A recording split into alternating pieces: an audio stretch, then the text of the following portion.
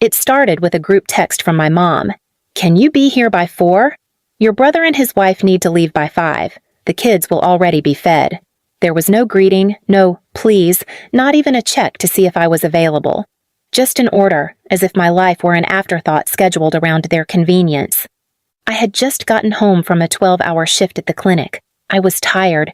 My shoes were still on. My back ached. I hadn't even eaten. And here it was again, the same expectation, the same assumption, that I, the spare child, the unmarried one with nothing better to do, would be ready to raise children that weren't mine simply because no one else wanted to. I typed back a simple, "I can't today, I have plans." 3 minutes passed. No response. Then came the storm. My phone buzzed over and over again. Mom? Dad? Even my older brother Jake chimed in. "Unbelievable," Mom texted. "After everything we've done for you." Dad followed with, "Don't forget who paid your tuition." Jake, of course, never missed an opportunity. "Wow. Selfish much? All you do is sit at your job all day." The job they referred to? I was managing a community health clinic, overseeing patient care, managing scheduling, and handling insurance messes they'd never begin to understand. But to them, it wasn't real work because it didn't serve them. The next day, they showed up at my apartment. I thought they were there to talk, maybe clear the air, but they came with a garbage bag full of my childhood belongings and a message. "You don't value family, so you're no longer welcome in ours." Dad didn't even look me in the eye. He just dropped the bag in my doorway and turned back toward the car. Mom's voice trembled with performative pain. "It breaks my heart, but we can't keep enabling your behavior." I stood there, speechless. Years of thankless babysitting, missed nights out, sacrificed weekends, all erased in a single act of defiance. All because I said no. My apartment wasn't fancy. I had no inheritance, no safety net. But what I had, what they never understood, was self-respect. And that day, as they walked away like I was a stranger, I made a quiet promise to myself. They will never use me again. Not for my time, not for my labor, not for my silence. I didn't cry that night. I didn't beg to be let back in. Instead, I stayed up late drafting something that would make them feel everything they made me feel. Not in words, not in screams, but in numbers. By morning, I had outlined an invoice. Every hour I had babysat. Every weekend I'd rearranged. Every birthday party I was asked to host while my brother and his wife took mini vacations. I even calculated the hours I spent helping with school projects, pickups, drop-offs, cleaning up after their kids. I cross-checked average babysitting rates in our state, added in meals I covered, clothes I bought, gas money I never asked for. By noon, the invoice totaled $50,120. It wasn't just a number. It was proof. Proof that I had given more to that family than they ever gave me. Proof that I mattered, even if they never saw it. I printed it out, slid it into a manila envelope, and addressed it to the people who said I was selfish. I didn't mail it just yet. No, revenge like this had to be savored, timed just right. I had a better plan, and I was just getting started. The days that followed were a strange mix of silence and resolve. I didn't cry. I didn't beg. I didn't even text them back.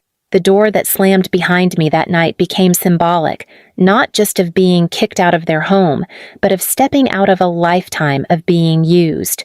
My parents had always known I was reliable, responsible, easy to guilt and manipulate, but this time, something inside me had shifted, and I wasn't going to be that daughter anymore. I rented a tiny studio apartment. Not much, but it was mine. The mattress was on the floor, and the walls echoed when I moved, but that space became my sanctuary. I started freelancing online and soon picked up steady work in virtual admin and budgeting. I worked quietly, paid off my college loan in 6 months, and stacked my savings like bricks. No one noticed, because they never asked. Meanwhile, my brother was thriving in his irresponsibility. He and his wife would send photos in the family group chat, vacations, dinners, gifts from my parents to the kids. My old room? It was now a nursery for their second baby. My mother once commented on a post, So glad this room is being used for something meaningful now. That burned more than I admitted. They continued to text me casually, pretending like nothing ever happened. Once, my mom wrote, "Hey, honey, need you to come over Saturday. We want to take a short trip and need someone to watch the kids again." No apology, no acknowledgement, just a recycled expectation that I would drop everything for their convenience. So I replied, but not how they expected. I drafted a formal invoice, not just for that one night, but for every unpaid babysitting shift I had ever done. I broke it down professionally: hourly rates, overnight rates, holiday surcharges, emotional labor fees, and even a displacement penalty for being kicked out. It totaled $50,000, and I sent it to them with a clean subject line: outstanding balance for childcare services. They thought I was joking. My dad called me laughing, "What is this nonsense?" But I didn't answer. My brother texted furious, "Are you actually trying to rob Mom and Dad?" My mom, though, called crying, not apologizing, but accusing me of being heartless. But I held my ground. I sent a second follow-up with legal language and a notice that if the invoice was ignored, I'd proceed with small claims court. I even had timestamps, text evidence, and photos of the times I babysat, neatly cataloged. I never planned to actually take them to court, but the point wasn't the money. It was respect. And for once, they had no choice but to take me seriously. The silence that followed was heavy, but I wore it like armor. No more apologies, no more explanations. I had spoken in their language, money and consequences, and suddenly, I wasn't invisible anymore. But I wasn't done. The real twist wasn't just the invoice. I had a bigger plan in mind, one that would bring this story full circle and make sure they never used me again. Months passed. I didn't hear from them, and truthfully, I didn't need to.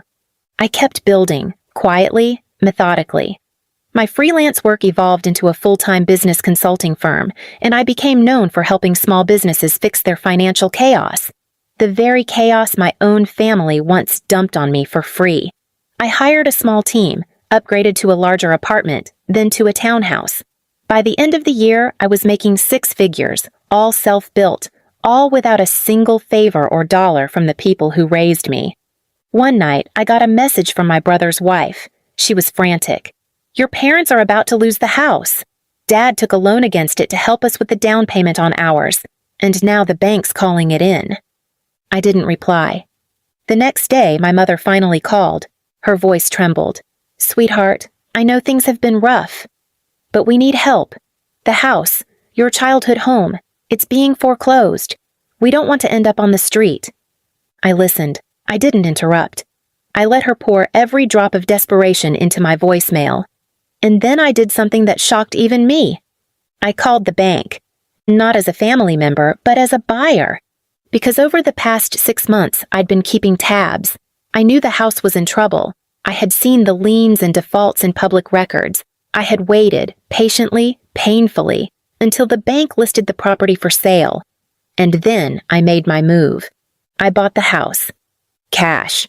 Not to save it, but to own the very place where I'd once been forced to sleep in the kitchen, told to babysit instead of live, and made to feel like my only worth was what I could do for others. When the papers were finalized, I drove there. The lawn was overgrown. The paint was chipped. My parents stood on the porch, clinging to each other in disbelief.